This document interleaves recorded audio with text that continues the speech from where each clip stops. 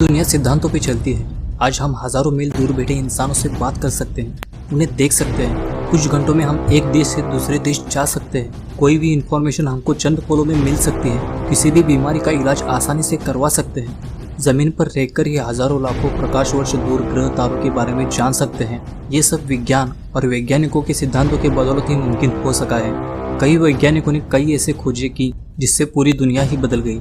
आज हम आइंस्टाइन इस वैज्ञानिक ने रखा हुआ इस दुनिया का आज तक का सबसे बड़ा सिद्धांत, जिसे थ्योरी ऑफ रिलेटिविटी कहते हैं, आपके सामने रखने जा रहे हैं। तो कहीं जाइएगा मत, तो चलिए शुरू करते हैं। थ्योरी ऑफ रिलेटिविटी, जिसे हिंदी में सापेक्षता सिद्धांत कहा जाता है, इसे दो हिस्सों में डिवाइड किया गया है। एक है स्पेशल थ्योरी ऑफ रिलेटिविटी और दूसरा है जनरल थ्योरी ऑफ रिलेटिविटी। पहले जानते हैं स्पेशल थ्योरी ऑफ रिलेटिविटी के बारे में। इस दुनिया में दो तरह के फ्रेम ऑफ रेफरेंसेस होते हैं। एक है इनर्शियल फ्रेम ऑफ रेफरेंस और दूसरा है non inertial frame of reference. Inertial frame of reference मतलब कोई भी ऑब्जेक्ट, वस्तु या बॉडी अगर एक ही निश्चित स्पीड से ट्रैवल कर रही है, किसी भी सिचुएशन में अगर ये गति कांस्टेंट है, तो ये इनर्शियल फ्रेम ऑफ रेफरेंस में समाविष्ट किया जाता है। Non inertial frame of reference वो होता है जिसमें स्पीड कांस्टेंट नहीं होती।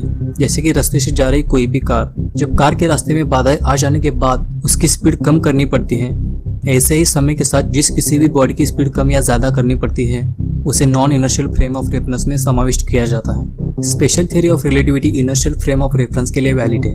अब जानते हैं कि मोशन और टाइम ये दोनों एब्सोल्यूट नहीं है, ये रिलेटिव कैसे है उसके बारे में।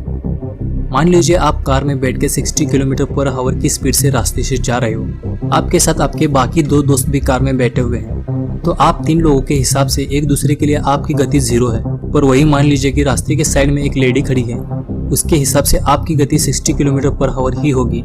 अब मान लीजिए कि आपके सामने से आपकी तरफ एक कार आ रही है और उसकी भी गति 60 किलोमीटर पर आवर ही है, पर चूंकि आपकी कार की गति भी 60 किलोमीटर पर आवर है, तो कार में बैठे आपको ऐसा लगता है कि वो कार आपकी तरफ 120 किलोमीटर पर आवर की गति से आगे बढ़ रही है। तो इससे ये बात पता चलती है कि मोशन यानी कि गति रिलेटिव होती है।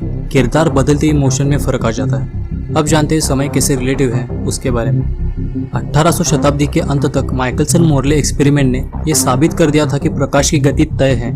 ये किसी भी हालत में, किसी भी सूरत में कभी भी बदलती नहीं है। पर यह भी तय था कि इस ब्रह्मांड में प्रकाश ही सबसे तेज ट्रैवल करता है। कोई भी बॉडी तथा वस्तु प्रकाश की गति से तेज हो ही नहीं सकती। पर यह बात सच है तो मान लेते हैं एक यान ब्रह्मांड में प्रकाश की गति से तेज चल रहा है, तो उसी समय उस यान के आगे लाइट लगी हुई है। तो इस हालत में इस यान की गति और उस लाइट की गति को मिलाकर हिसाब लगा लें तो ये गति प्रकाश की गति से दोगुना हो जाएगी। तो ये इक्वेशन टूटे ना, तो इसीलिए उस यान में बैठे लोगों के लिए समय धीमा बहने लगता है। मतलब उस यान का 1 साल पृथ्वी के हजारों साल हो सकते हैं, ऐसा आइंस्टाइन ने बताया। और इसी से यह साबित किया कि समय एब्सोल्यूट नहीं है, तो वो रिलेटिव है। General theory of relativity. Einstein अपनी दी हुई स्पेशल थ्योरी ऑफ रिलेटिविटी से पूरी तरह से संतुष्ट नहीं थे, इसलिए उन्होंने जनरल थ्योरी ऑफ रिलेटिविटी की नींव रखी। वो जानना चाहते थे कि ग्रेविटी का समय पे क्या असर होता है। उन्होंने एक एक्सपेरिमेंट के तहत ये प्रूव कर दिया था कि ग्रेविटी यानी कि एक्सीलरेशन ही होती है। अब न्यूटन ने कहा था कि कोई भी चीज़ जमीन के करीब आती है तो वो ग्रेविटी की वजह से खींची चली जाती है। इसी वजह से न्यूटन का मानना था कि पृथ्वी सूर्य के चक्कर ग्रेविटी की वजह से ही लगाती है, क्योंकि एक ग्रेविटेशनल बॉडी दूसरी ग्रेविटेशनल बॉडी पे असर डालती है तथा उसे अपनी ओर खींचती है। पर आइंस्टाइन ने जनरल थ्योरी ऑफ रिलेटिविटी के तहत न्यूटन को गलत साबित करते हुए कहा कि पृथ्वी सूरज के चक्कर ग्रेविटी की वजह से नहीं, बल्कि ग्रेविटी की वजह से स्पेस टाइम में आए हुए कर्व यानी कि बेंड की वजह से लगाती है, और इसी वजह से बाकी ग्रह भी सूरज के चक्कर लगाते हैं। आइंस्टाइन ने पहली बार स्पेस टाइम की थ्योरी की नींव रखी, जिसके तहत उन्होंने कहा ग्रेविटी समय पर असर डालती है, मतलब जिस भी वस्तु की ग्रेविटी होगी उसके लिए समय धीमा चलेगा और स्पेस में समय फास्ट चलेगा। तो ग्रेविटी स्पेस में एक तरह का भार पैदा करती है और इसी वजह से वह ज्यादा भार के किसी भी पिंड के इर्द गिर्द चक्कर लगाती है।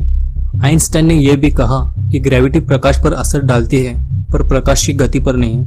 हर कोई यही समझता था कि प्रकाश सिर्फ सीधी रेखा में ट्रैवल करता है, पर आइंस्टाइन ने तारों की रियल पोजीशन जो कि पहले से अलग थी वो बताकर और एक एक्सपेरिमेंट के तहत साबित करके ये दिखा दिया कि प्रकाश ग्रेविटी की वजह से स्पेस टाइम में आए हुए कर्व की वजह से मुड़ जाता है और हमें तारे उनकी रियल पोजीशन से अलग पोजीशन में नजर आने लगते हैं। और इसी थ्योरी ऑफ रिलेटिविटी के तहत आइंस्टाइन ने E = mc² यह पावरफुल इक्वेशन दिया, जिसमें E यानी कि एनर्जी, m यानी कि मास और c यानी कि वेलोसिटी दर्शाती है।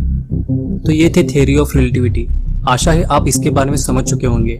और अगर ये वीडियो आपको पसंद आया और ऐसे ही वीडियोस आपको आगे भी देखनी है, इस चैनल को भी आप सब्सक्राइब कर सकते हो, जिसकी लिंक आपको डिस्क्रिप्शन में मिल जाएगी।